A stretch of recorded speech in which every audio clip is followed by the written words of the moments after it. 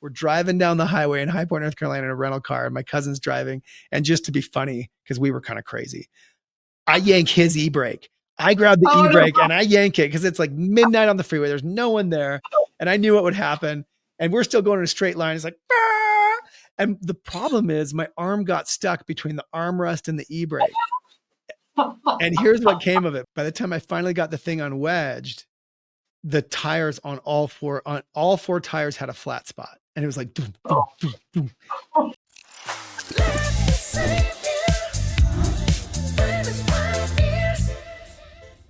Welcome to the Let Me Save You 25 Years podcast. I am your host, Shawn David Nelson, founder, CEO of Lovesack.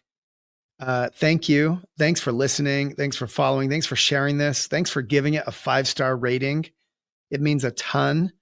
You know, I take no advertising dollars from this. I think my platform does a little bit, but really I'm just trying to bring you the best, most successful people on earth.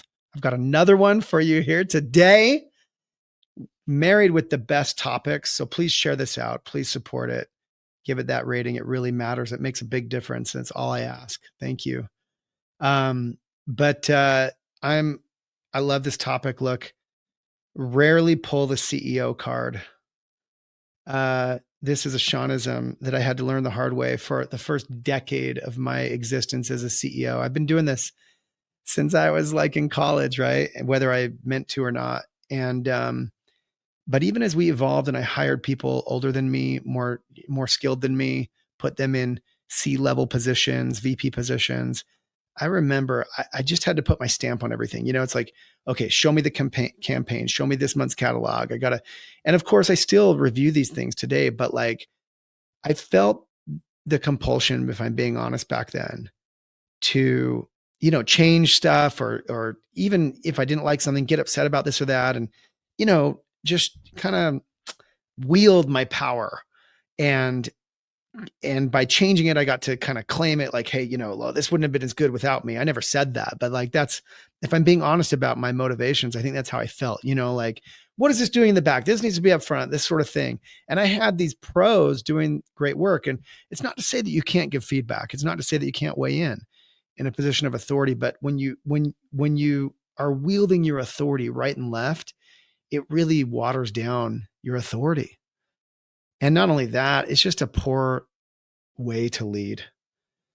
I rarely, if almost ever at this point, try to make a call on virtue of, look, this is the way it's going to be because I'm in charge, you know, or, hey, I'm the CEO. We're doing this.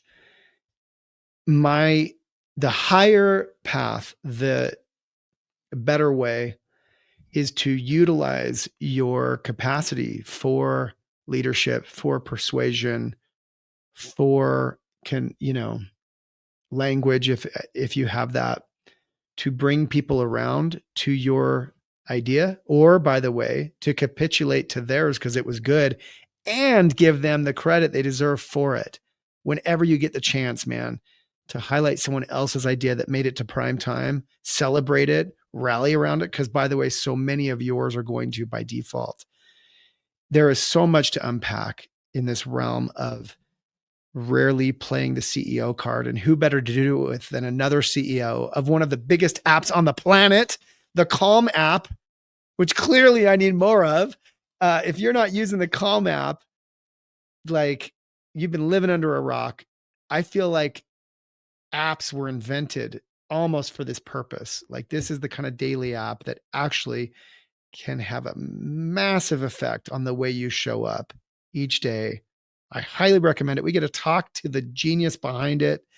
We talk about the importance of getting your team to understand the why to anything. By the way, this works whether you're a CEO or not, whether you're any kind of leader, or by the way, even on a team, these principles apply. Because by the way, they also apply to being, let's say, a father, a brother, a mother, right? We should rarely be telling our kids, this is the way it's going to be because I'm your dad.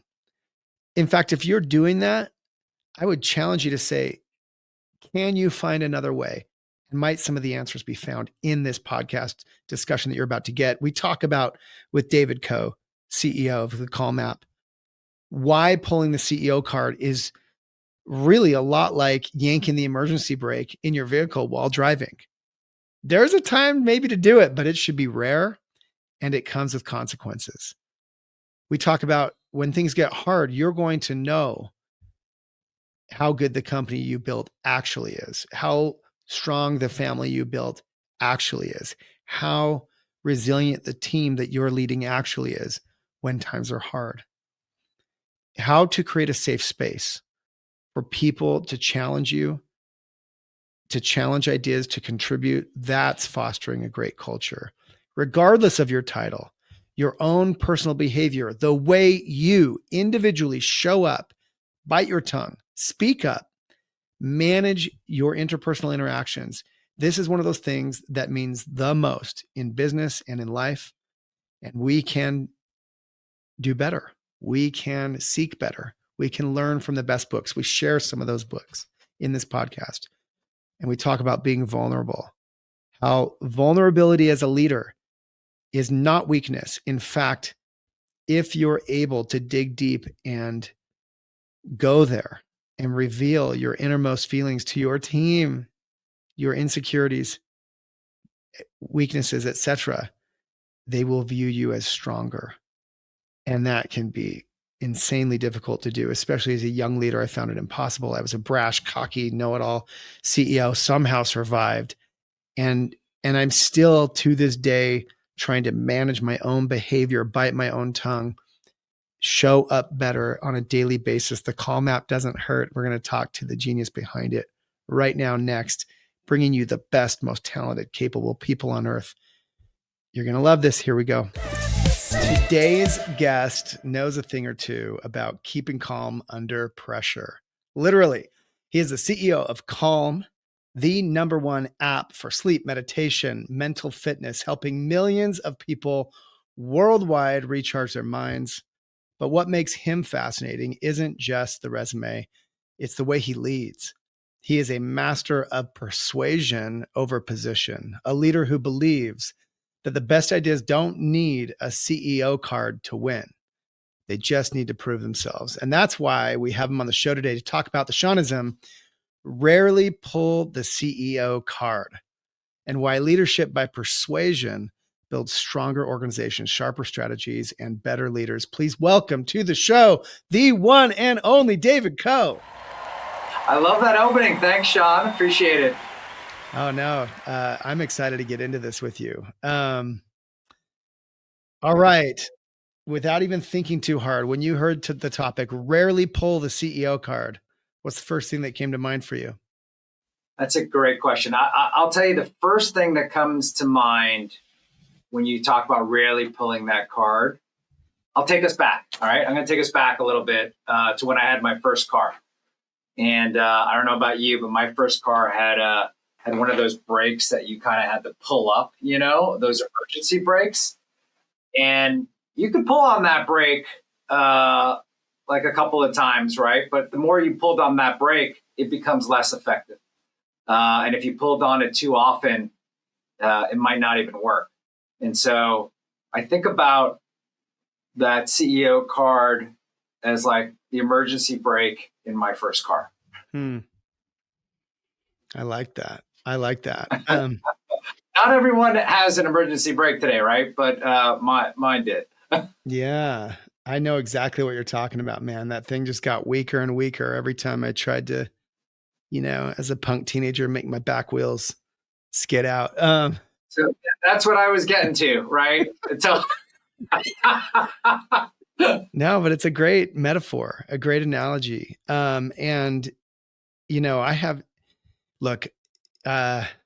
I'm excited to get into more stories, more war stories. But I've technically been a CEO of some kind since I was 20 years old. And Lovesac started as a side hustle when I was in college, and here I am, pushing 50 and still running the same company I started in college. But I'm a very different person. And I can say that with a lot of pride and regret than I was in my 20s. or even 30s Sure. as a CEO today. And man, though I'm tempted many times to kind of, fist on the table, look, this is the way it's got to be. I try to be very, very judicious before I yank that handbrake, to use your metaphor, because it's so much more powerful and lasting to find other ways to persuade and to tease out the best outcomes from a team than that one. 100%. And you don't always recognize it either. I mean, you're really unique in that position where you've been a CEO and founder for as long as you have. But for most individuals, I would say almost everybody, 99.9% of the population who does run companies, you won't have had that tenure, and you won't actually have done it when you were that young. And sometimes leading too is not just about the title. You could just manage one person. You could, be in charge of products. It's also how we lead. And I'm sure, as you said, you're a different leader you are today from when you first started out. I too am a different leader today than when I first started out. And that evolves over time, right? With experience.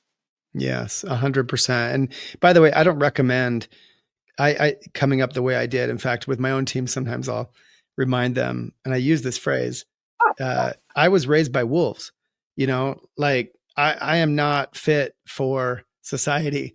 The people that I work with, they've worked in the biggest companies on the planet. They have the best pedigrees, the best educations, and they've been coached up to leadership positions all along their career. And they know more about almost everything than I do.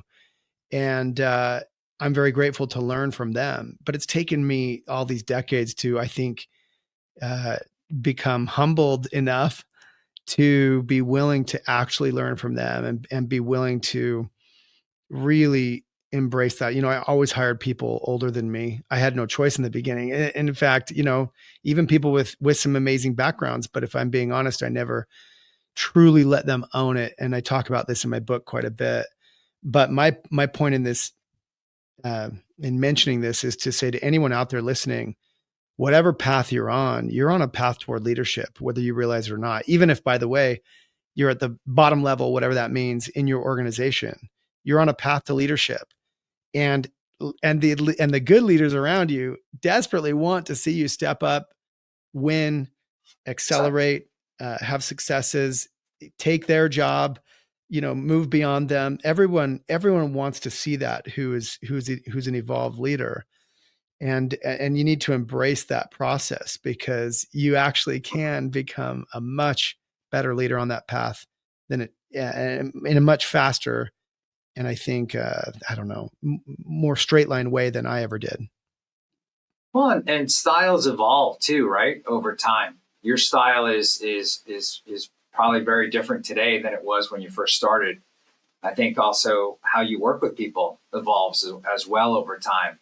I will tell you, I don't know if this was like similar to you, but when I was younger, leading teams or had the opportunity, I wasn't CEO as early as you were. But when I was leading teams earlier, I felt that times I had, because I was so young in the room and had people who were older with me, I sometimes felt that I had to be a little bit more authoritative at times to kind of, so I would feel respected in the room. Mm. But I also realized at times I was really hurting the team because I wasn't listening to lots of other good ideas that were coming around the room. But then there were also times where I over pivoted to people in the room and listened probably a little bit too much. And it took a while to figure out, what's your narrative? Mm. How do you want to lead? And for you to become comfortable in that chair. And it really does take a while, right? It's not something, you can learn a book or read or obviously you have an incredible lineup of people that you've had on your podcast, but that is something that does take time. That is something that you have to kind of learn. And then you have to really figure out who you are in that process as well. Yeah. Yeah. Thank you. That's well said. So if I can reflect that back to you, there is a time to exercise your authority, whatever that is, to speak with some authority, to speak with some conviction. And there are times to draw from the room others' ideas and hang back and leave room and oxygen for others. So how does one in a leadership role do that? How do you find, is it just an intuitive thing? Is it, do you have any advice for someone who's trying to find that great balance between, again, exercising their prerogative and hanging back in order to allow others to participate more fully? Yeah, it's a great question. And, I've done it a couple of different ways. But there'll be a lot of times I find the best ways to work with my own teams over a number of companies has been making sure they understand the why.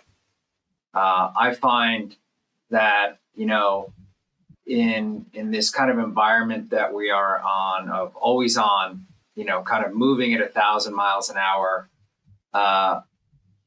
we sometimes assume people all are on the same page and they understand why we're doing for whatever reasons. But often what ends up happening is it's like the telephone game. You can sit in a room and say, here are the things that we're doing and here's the reasons why. You feel like you've really explained it. But the fact of the matter is, 6 people may walk out of that room and then tell the next 6 people something very different. And the one thing I really try to take time on is to explain the why, and probably spend more time than you would feel that you need to explaining that, just to make sure that we have a shared understanding of what we're doing and why we're doing it. I love that. And in fact, I would add to that. I find myself like a broken record, and I've been a broken record for like a decade or two on many things. People love old hits, that's why people continue to listen to you, man. It's like, you're a broken record, but you're repeating it. And then it's like, then others are repeating it for you. Yeah. Right. And then it becomes natural. Right. So and then it doesn't feel so forced because they understand the purpose and the why behind what you're doing. It's a powerful concept, and one that you really just have to embrace, because it can be, I find myself annoying to myself. But I really embrace this idea. I got it from Patrick Lencioni, one of these great books on the shelf behind me, top shelf up here. The Advantage is one of my favorite business books. I try to, read so many of these and gain from them.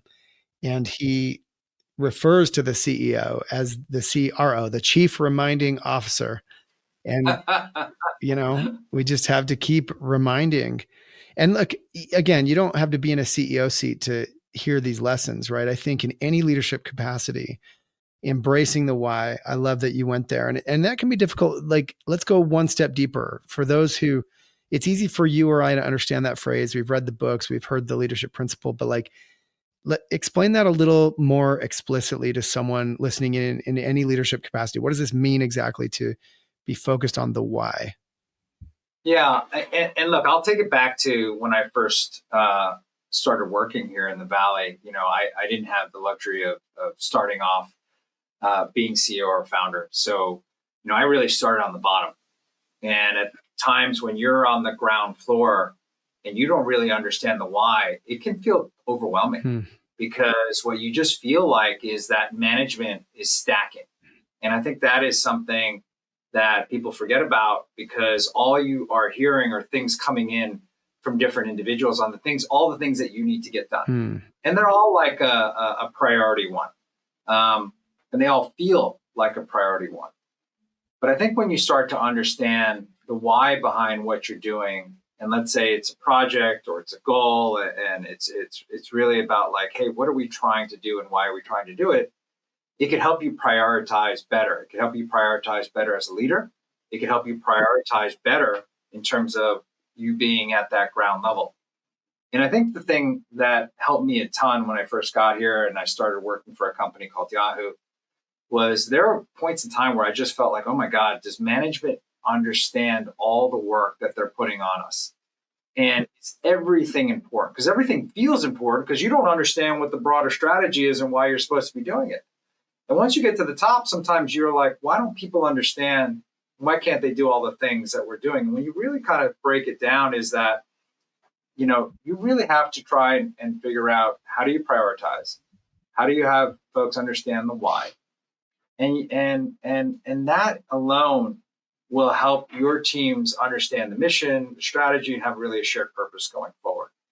And I find that's the way to make your teams most effective, especially in this world where we're asking people to do more with less.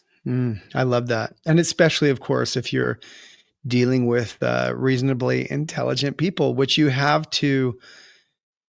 can manifest to some degree by how you treat them. If you treat them like reasonably intelligent people that can, for instance, take in priorities, and given the philosophies that you embody, the why, and some of the other things that I think leaders should be focused on from a philosophical standpoint, repeating, strengthening, then people feel empowered to be smart, to use their intellect, to then prioritize well. And I think part of that too, I'll tell you, is like, sometimes when I've pulled the card before on my own, I do take responsibility for that call.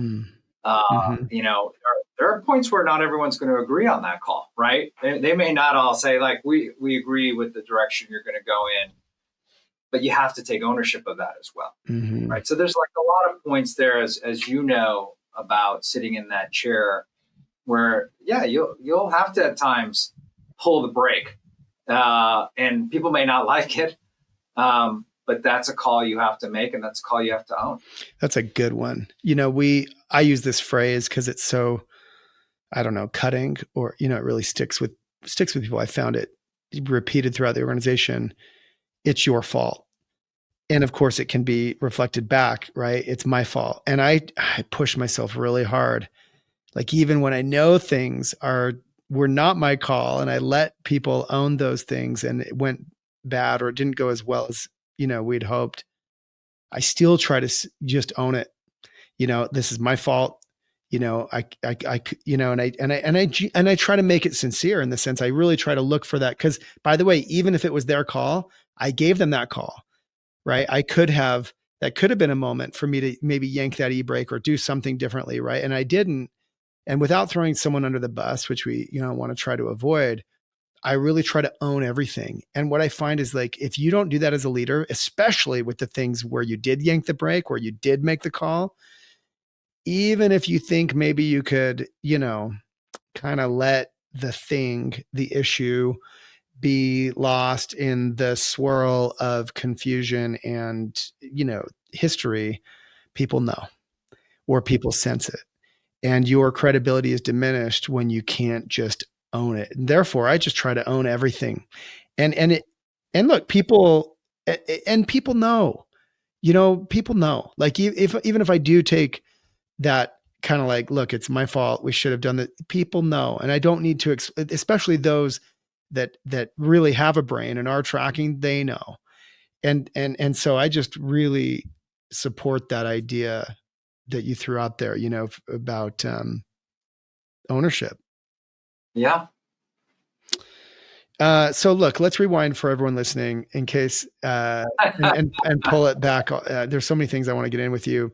You spent a decade at Yahoo, which is no small deal. This is like the genesis for so many success stories in Silicon Valley. You achieved becoming the COO at a company that then got to go public, which is its own watershed opportunity, for learning and growth. And then, of course, you've built an app that I used this morning. The Calm app. It's like the app.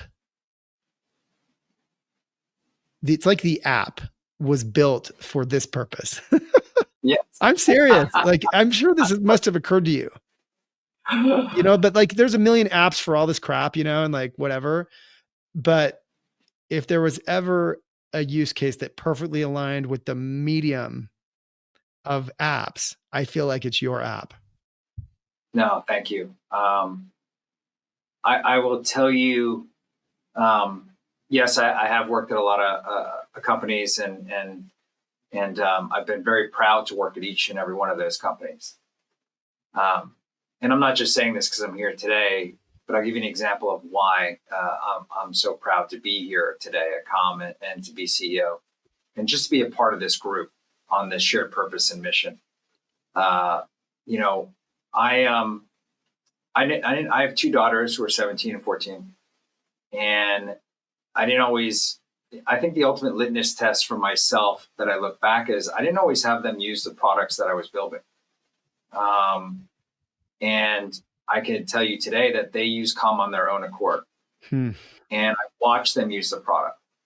And I know they use other social media products as well. And they have a kind of love-hate relationship with some of these products. Sometimes they make them feel good about themselves. Sometimes actually they don't make them feel that good about themselves. They feel a little bit worse about themselves after they're done with the product. But I can tell you every time they use Com, they tell me they feel better about themselves. And I don't hear it just from them. I hear that from family, friends, others. And, you know, we've had an opportunity to have been downloaded over 180 million times across 192 countries. And that impact that we're making every day drives a lot of what I do. And yes, as you said, like, you know, we're in this moment in time where there's just so much happening. The world's moving so quickly.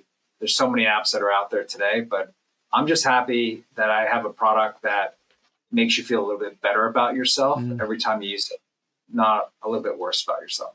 Man, that's so beautiful. I mean, and the fact you can do it without ever having to, you know, cut down a tree or, you know, I mean, I love what we do. And I think to some degree we share this DNA, you know, we're putting out products in the world that are good for the world. Like actually the seat I'm sitting on, this Sactional seat, I'm very proud of. It's 18 years old. It's older than my 17-year-old daughter.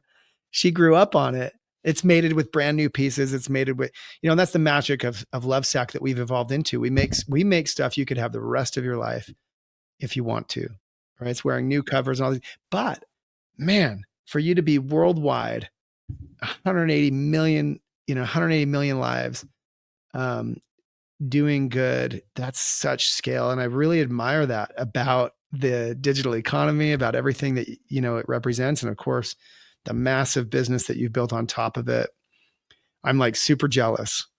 Well, I mean, and look, we both have a lot to be proud of, but I mean, both of our companies, and I think it's, you know, people ask me like, hey, do you, and I'm sure you get this question as well. People might ask you, Shawn, do you sit around on that chair all day long or on your Lovesac all day long and read? And they'll ask me, do you meditate all day long? Yeah, totally. And the reality is we're probably two of the most, and I'm speaking on your behalf, we're probably two of the most stressed people out there today. I mean, I feel it because every second of every day, someone is using our product.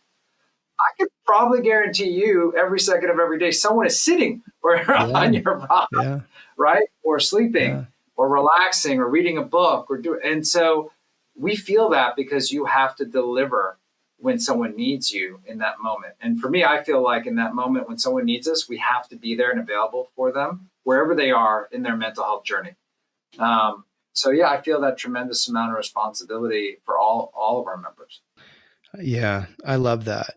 And it really is a great message to anyone looking in. So, you know, the title of today's Shawnism, right? The Shawnism we're talking about, you know, rarely pull the CEO card. Again, whether you're a CEO or not, doesn't matter. The point is, try to rarely use your authority to drive an initiative forward. Instead, try to use persuasion, team building, you know, the influence of your leadership. And that's an art. And if you're doing it right, you should rarely have to yank that brake. You should then never have to tighten up the cable connected to your rear tires that, you know, emergency brake metaphor that you used. is utilized for. But make no mistake, the weight of leadership, as you just expressed, David, is great, whether you're in the CEO seat or not. Absolutely. And that's normal, and that's okay. And if you're doing it right, it probably is the case that you probably should find more time to use your Calm app, as I should find more time. Look, every time I flop down in a love sack, like an actual love sack, like the original, like the giant sack of foam, sometimes, and this will often happen in a store when I go visit, I'll be like, oh, like I forget like how good it is, and kick it. I'm sitting there like, and I'm reminded why we can charge $1,000 for these things. I'm sure that you are when you get to even see your own daughters utilize your app. And that's the satisfaction that comes from it. But meanwhile, our actual days and your actual days as a leader, I'm speaking to anyone listening in any leadership capacity, will be and should be and full of stress and pressure and anxiety that comes with the weight of trying to do it right versus just slamming your fist on the table and getting your way, because that will get you somewhere. You can have success that way. I think Steve Jobs really caused a lot of damage, I think, by his, to some degree, tyrant behavior, even though, look, he's a leader we all look up to and venerate in many ways. I think in that one realm for a decade, there were a lot of leaders who thought that was the sign of good leadership. And while he had success, look, I mean, if I'm being, I don't want to be disrespectful, but I would venture to say it probably led to, his ultimate, even health demise. It's just some of that anger that he seemed to exude, and I don't mean to pick on Steve. There's a lot that I really look up to him for, but, I just really think that it's cool to hear you, the bastion of calm, talk about this sort of more calm way of approaching leadership through pressure, because it's not easy, even inside of a company called Calm.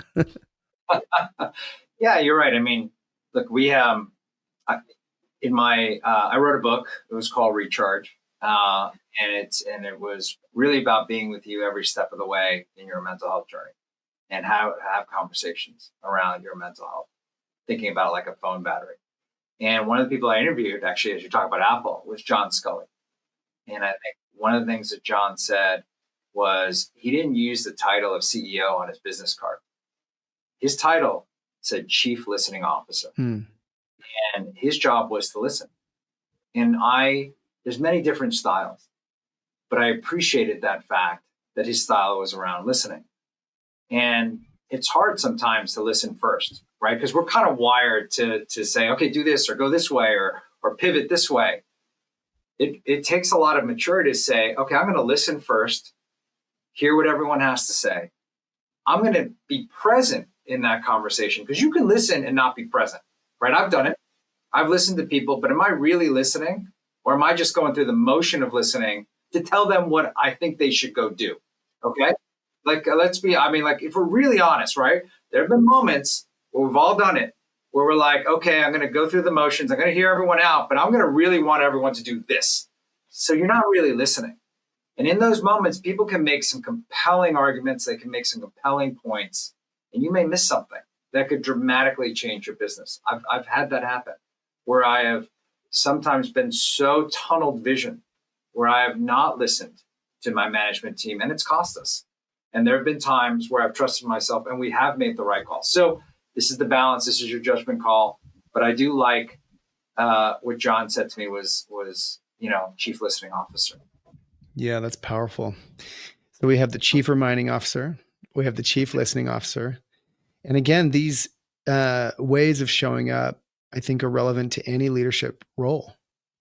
Yeah. And we're going to have stress in our business, right? I mean, look, even both you and I will have a lot of stress. Other CEOs will have a lot of stress, but it's how you handle that stress. One of the people in the book, Dr. D.T. Nurkar, she talked to me about good stress and bad stress. And, if you have good stress, that could build your culture. It's called eustress. And if you have bad stress, it's called distress. And it could lead you down a path where you're like not explaining the why. Your employees are stressed, they have anxiety. You don't even understand what's going on behind it. They're taking a lot of days off, sick days, whatnot. And you're not really explaining things along the way. So you're causing distress to more of your employees. You're going to have to run no work environment doesn't have stress, right? Like it's in every work environment, we're going to have stress. It's how do you manage that stress, and how do we as leaders communicate to them so they can better manage that stress, right? Every work has it. We have a lot of stress here, but it's my job to help you manage that and explain the why, so you have more you stress rather than distress. I love that. I'll build on that by saying, one of the things that I really believe in is transparency. And it's tricky because at the same time, there are times and moments in leadership where we should manage, let's call it the PR of it. We should manage the message, and we should, by the way, protect our teams and our people from too much stress or the wrong kind of stress. And so what I'm getting at here is like when things are difficult for a business or a team, or you have a lot piling up, stacking, as you said, and we go through these moments. Sometimes they can last weeks in preparation for a big event. Sometimes they can last years. Like in our case at Lovesac, we're living through now the 4th year. We're going in the 4th year of what in our industry is almost a depression, like a recession, for sure a recession. Even though the greater economy is not technically in a recession, the home category is feeling pressure worse than 2008, 9, and 10, which was a housing-led recession that dramatically affected this category. Now, Lovesac's doing fine. We continue to generate profits and, increase our cash position. And thankfully we're managing it better than a lot of even our competitors, but it's still not easy. And it's going on like the 4th year of that. And so I talk about this and I try to do it. I don't dwell on it, because the last thing we need to do is like make people look for some new job. Like I don't need that. I would like them to stick around and help us build this, even through thick and thin. But at the same time, like they're not dumb, and they can see the results, and they can see that, hey, we were growing at 30, 40, 50% for a long time. And, now we're hanging flat. A lot of our competition's been cut in half. So, but we're transparent about it. And I believe that there can be great coalition built when leaders can be brave enough to be transparent, but not dwell. And that's an art, because again, there's a lot of news, and even, and now we're getting tariffs, then we're getting tariffs on tariffs in our category. It just keeps coming, and then there's never ending. It just never ends, man. And there's stores and malls, and it just never ends. But can you stay buoyant? Can you somehow manage enough transparency with enough buoyancy to kind of keep it all together? And I think, like, for me, then my personal habits, even around utilizing your app and other methods in my life to manage my own, emotions and state of being, so that those around me can hopefully be inspired to manage theirs and not be distracted by my own, let's say, wanton behavior and whatnot. And that's where I think it comes full circle. And so it's so cool that you're building a company around this. I mean, that's got to be challenging sometimes. Do you ever get, do you feel the pressure of having to be this Zen guy, even as like, I'm still building a company, people, things are tough. People got to get fired sometimes. Things got to change. Hard decisions got to be met. Do you ever feel that? I feel it more than you ever know. I think this company has been really unique for me in many senses, because I also, and it's personal for myself. I had mental health challenges when I was younger, with panic attacks when I was just a kid. I didn't really understand how to speak through them. I didn't really understand how to talk about it at work. Calm actually was the first place where I've been very open with the employees about my own mental health journey. I've also had to, so I've been a lot more vulnerable and a lot more personable with in terms of my own leadership style. I will tell you, yes. I mean, we have to make lots of hard decisions. It can't, we also don't sit here and say like, we have to still run a business, And we've had to make decisions at times people all don't understand. And we have to debate them, talk about them, but also we ultimately have to make a decision. And one of our biggest decisions that we had to make as a company was pivoting into healthcare. And that wasn't an easy one because everyone was kind of watching us grow on the consumer side and saying, well, why are we doing this? Everything's kind of going well over here. And why do we want to lose focus over here? And why do we want to go work with healthcare providers and insurance companies and employers? And ultimately, the rationale was we have to meet you where you are. And some people may kind of, find us in the App Store. Some people may find us through benefit plans with your employers. And some people may find us through insurance companies. And we wanted to be in a place where we could find you where you were. And that was really important for us as a company. And it wasn't an easy decision that we had to make. Yeah. But ultimately, it was absolutely the right decision. But it wasn't shared, right? This is what it means sometimes when you have to sit here and say, like, we're going to have to go in this direction and make the hard call. I will tell you now, I am really happy we made that call 3 years ago to go in this position. But it hasn't been an easy 3 years to get here. Yeah. And it sounds like, it wasn't as simple as unanimous, right? There's people on, whether it's board members, whether it's partners, it's top leadership, those things can happen. And, we have to be bold enough. So in a way, I'm not, we don't have to litigate how, that decision was made if you don't want, but I think it's a good example of, I'd like to hear, it's probably some combination of pulling the e-brake in the sense that, maybe you or others had to really think about making a decision that you then had to own for better or for worse, and or the persuasion it took to bring people around. Because by the way, for people listening, decisions like what David's describing, you don't know until 3 years in. And if you're wrong, there's going to be a lot of finger pointing and, second guessing, and it can really unravel a company, maybe even derail a company, these big strategic moves that we make. And so how do you reflect on, to come back to, I guess, the topic of today, your experience with persuasion as it related to that process, and how can you, what nuggets can you give people listening in terms of persuasion? Because we talked about that, using persuasion instead of authority. Yeah.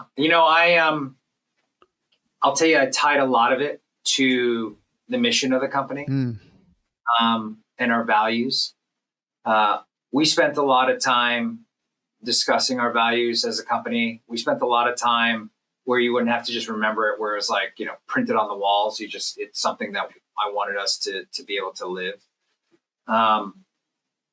We started with like the purpose of why we're here. And we said, hey, we want to make the world healthier and happier. And the way we want to get there is by being with you every step of the way in your mental health journey.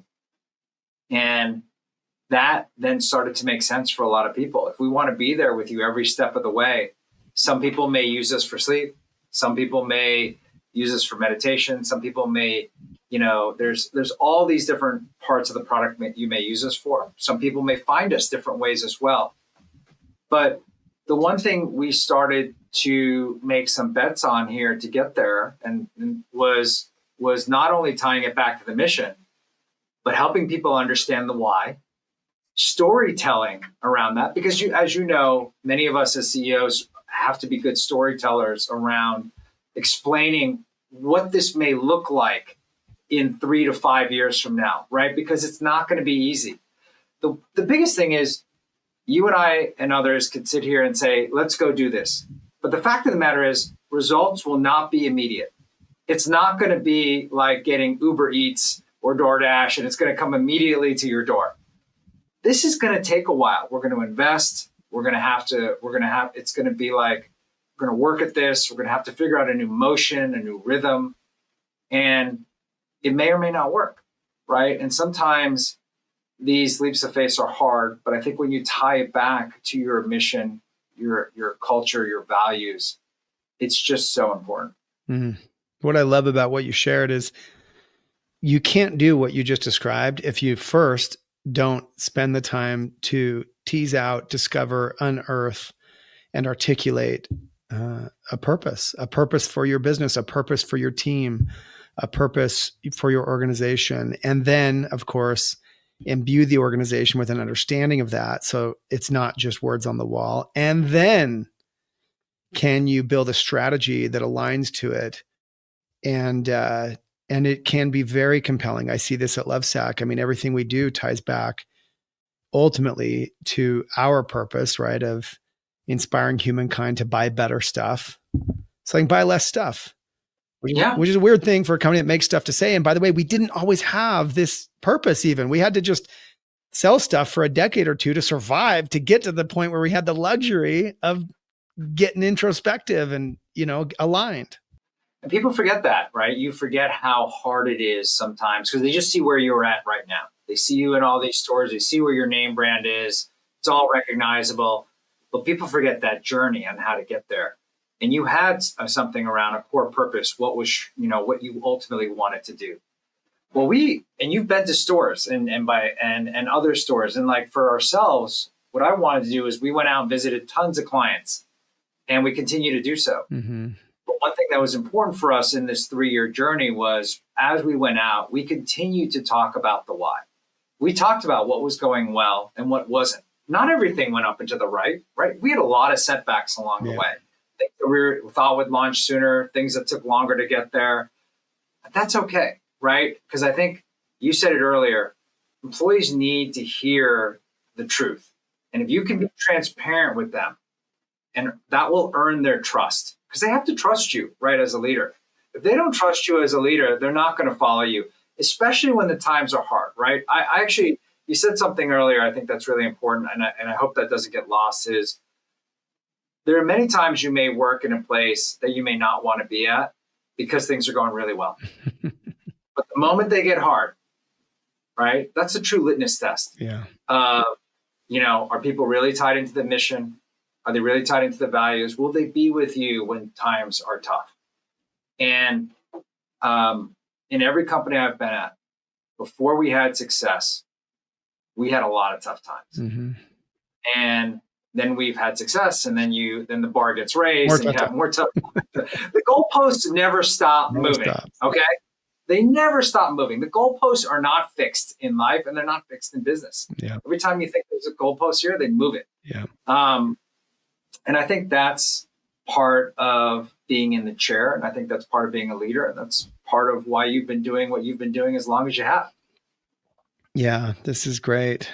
I'd love to hear, can you think of a time, a story, an anecdote where you did, for better or for worse, it could be a great outcome, where you did have to just exercise authority, kind of put your fist on the table, so to speak, and say, look, this is the way it's got to be, versus a time when you wanted to, but chose to take the roundabout way with persuasion. Does anything come to mind for you like that? Yeah, I mean, I'll tell you, there's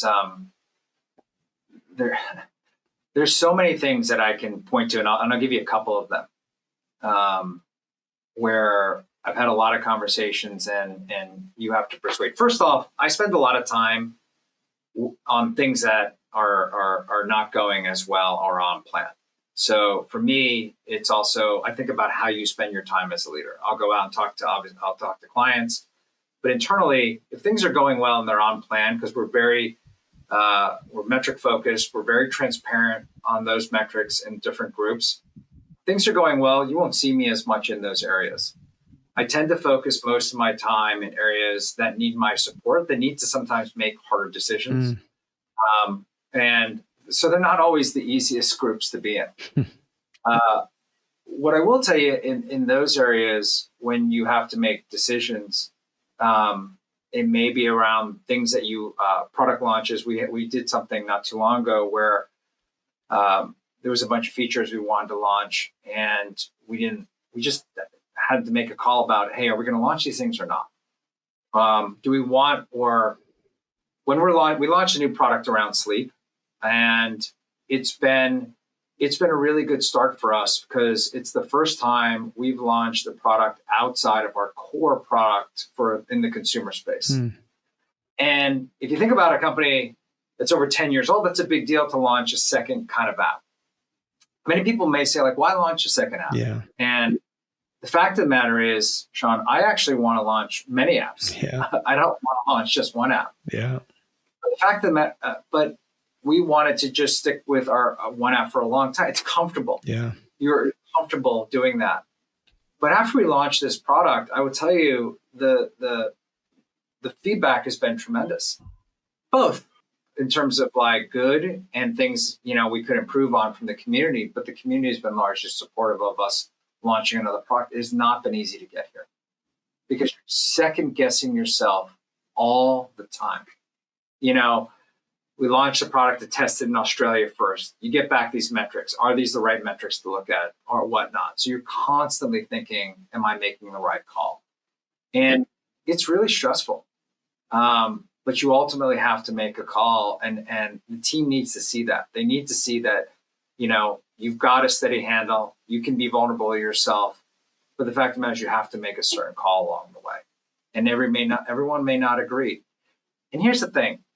I think if we're sitting in a room and everyone agrees, we're not talking about some of the hard decisions. And some people may not, the hardest decisions you make in a room are the ones you end up debating.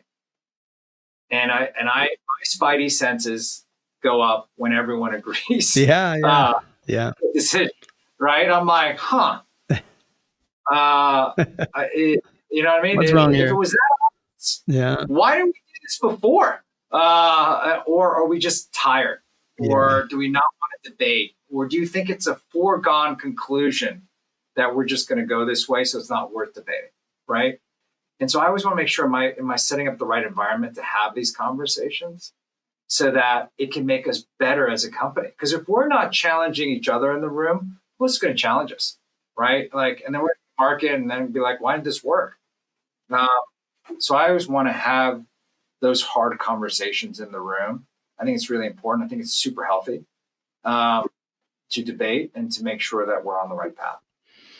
Yeah, I want to build on both those ideas. I think that, first of all, I love the example you shared, and I love the idea that there are times where we have to be assertive and make the decision, or at least own the decision. It's not always just our decision. There could be there could be 100, 1,000 points of debate and discussion along the way, but ultimately a decision gets made. And as a leader, not just a CEO, as a leader, when you're willing to own it and people sense that you're willing to own it, along with that will come a lot of grace. It doesn't feel like it at the time, because one thing I'll commend you on is you're taking risk.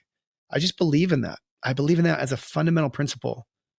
Take risk. Here you are, you're doing great. You can just kind of find a way to collect bonuses and, grow the value of the company, whatever. But you're out there putting your neck on the line by taking risk. And I think that in the end, well-developed people, which I'm sure you have around you, plenty of them, they'll recognize it and they'll give you grace. And ultimately, if that thing fails, the new app or whatever, even though your name is on it, whether it was your idea or not completely, you'll be given grace because you owned it. And you have to have a little bit of faith in that. That's right. We took a shot. And look, I think similar to yourself and other leaders out there, you can get really complacent. You can get really complacent and say, oh, wow, you've reached X amount of stores or Y amount of people. I can get complacent and say, oh, wow, we've gotten to 180 million on our way to 200 downloads. Half our users use us for sleep today. So that could be like, you could say 100 million people downloaded you, let's say, for sleep. There's 1 billion people in the world today that need to go to sleep. And how many of them have trouble sleeping? Billions of people have trouble sleeping. So have we really gotten that far? I would say we've got a lot of work to do. And I think we could help so many more people that are out there in the world today. And so, and there's different ways you're going to have to reach them going forward. So, part of me is like, yes, we've done a lot, we've done a lot of good. I love our mission. I love our values, but I do think we have a lot more to go do. Yeah. Once again, for those listening, back to rooting it in the mission and the purpose versus, for instance, hey, we get X number of users. This company is going to be at X $1 billion, and that's going to be good for everyone. By the way, everyone knows that anyway, and they can do their math, and they will do their math because everyone's self-interested. But as a leader in any capacity in an organization, tying it back to the why, to the purpose, will always be more motivational. So I commend you in the way that you articulated that. And just to build on the bit that you threw in there, this idea of persuasion, we talked a lot about it today. We've thrown the word around a lot, but persuasion is a process. It's not just me trying to convince you of my way. In fact, I am such a huge believer of this. It's a delicate thing to be in a leadership role, because if you're not careful, people will just do what you say or agree with you. And that's the death of an idea. You want an idea to be its best. You want to bring people along, and probably, especially if you have a good idea, nudge them in the direction of your idea that's aligned with your purpose, and get alignment. But along the way, what you're looking for is them to knock all the hard edges off, them to poke at it, challenge it, debate you, and bring it to a point through the persuasion process where what comes out the other end is not only aligned to by nearly everyone, but it's better. It was better than when it started because everyone had this chance to challenge it, and they were safe to challenge it. And if you can build that kind of a culture in your organization, whatever role you play in it, you're going to succeed because the ideas will come out better. The people will come out more whole. And I'll leave you with this last little story. And, before I give you the last word on this, because I can't help not telling the story. You brought up the handbrake idea. You brought up the handbrake metaphor. We yank the handbrake. It's our way or the highway. Okay, so I'm stuck in High Point, North Carolina. And High Point's the worst. It's like the place where furniture goes to show itself every year, And Lovesac doesn't even participate because we have our own stores. We don't have any client. But way back in the day when we were trying to try everything on and whatever, we were in High Point. We were showing it. I was stuck there for 10 days, and we were in this rental car. I was going nuts because there's like 3 restaurants in all of High Point, and anyway, I'm going stir crazy. And and I'm a 20-something. I'm a 20-something kid and obnoxious to begin with. I started a company called Lovesac. We're driving down the highway in High Point, North Carolina, in a rental car, and my cousin's driving. And just to be funny, because we were kind of crazy, I yank his e-brake. I grab the e-brake and I yank it because it's like midnight on the freeway. There's no one there. And I knew what would happen. And we're still going in a straight line. It's like, bah! And the problem is my arm got stuck between the armrest and the e-brake. And here's what came of it. By the time I finally got the thing unwedged,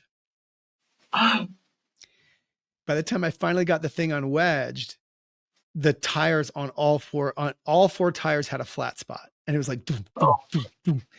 Like they still had air in them, but they were literally flat on one side. And I offered this story as a stark metaphorical, I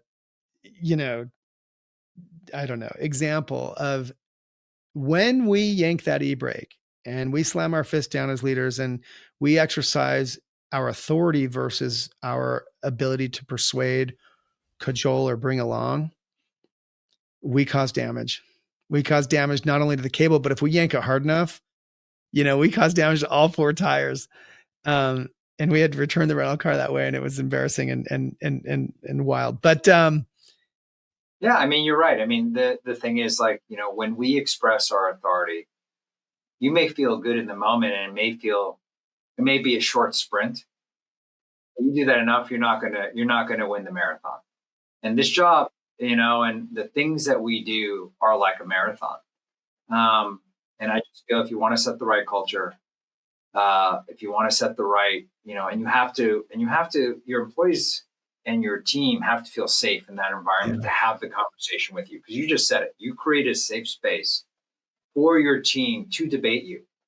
I think that's really important. That gets lost. A lot of times people don't feel like they're in a safe space to have a real debate. Yeah.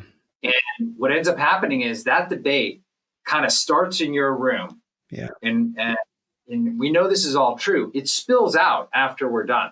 And you break into little like factions almost. Yeah. Because you may not have agreed because you didn't create a safe enough space for you to start the debate and finish that debate in the room.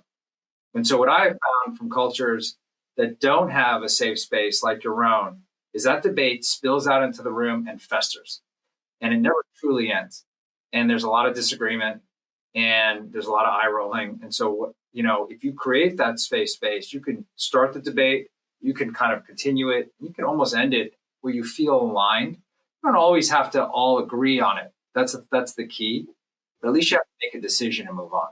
Look, and for those listening, we could go on for hours with the courses we've participated in, books we've read, coaching we've had in order to do this well, because so much of it, don't underestimate this, so much of it comes down to your personal behavior, the way you handle yourself in the moment, you literally your own vibes that you put off in a conversation. It's not just the words that come out of your mouth. It's the energy you convey or don't convey. It's giving the feedback in the right moment, or by the way, biting your tongue. There's so many times, even this last week, we wrapped up our biggest week of the year. It's called Manager Fest at Lovesack. And there's so many things that I want to give feedback on.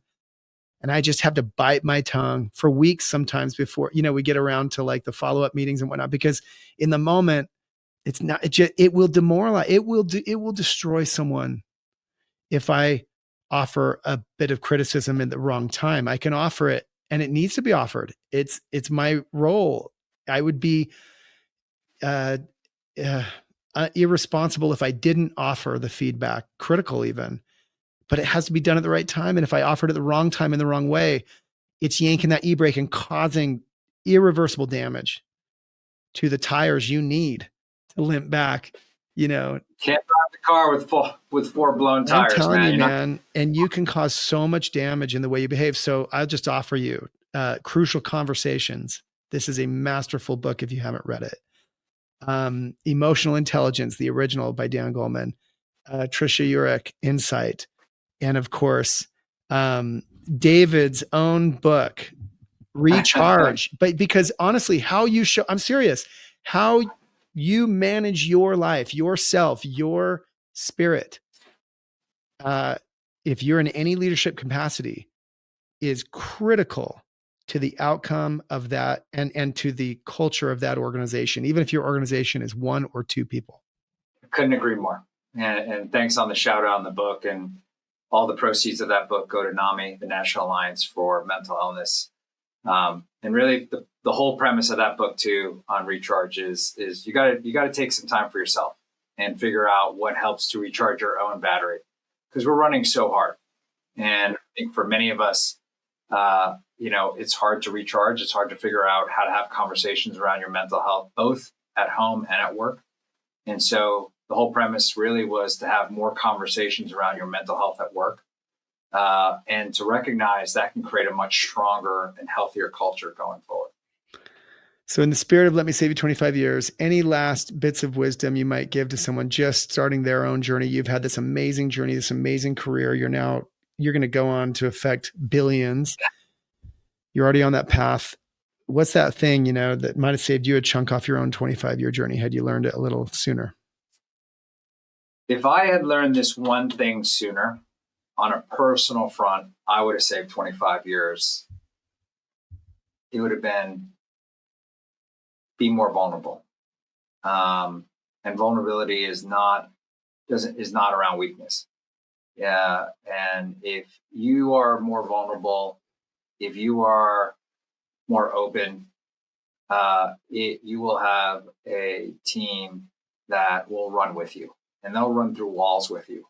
And so I would say, if I were to go back 25 years from now, or save myself 25 years going forward, is continue to be vulnerable. Couldn't agree more. Wow. You can follow David, as I do, on Twitter at David Ko, David Ko. on Instagram at the David Co. And be sure to check out David's own podcast, Recharge. He's already had some incredible guests like Kevin Bacon, Chelsea Handler, and the next season of his podcast is premiering this month in honor of World Mental Health Day. To the dynamo of digital health, the CEO of CALM, the main man of mental health himself, David Co. Thank you. Hey, thank you, Shawn. This has been awesome. Really appreciate it. And for anyone listening, remember this, at the end of the day, real leadership isn't about your title. It's about the trust you build, the patience you show, the ideas that stand on their own merit that you can find a way to bring people around to and participate in yourself. This just might save you a chunk off your own 25-year journey. Thanks so much.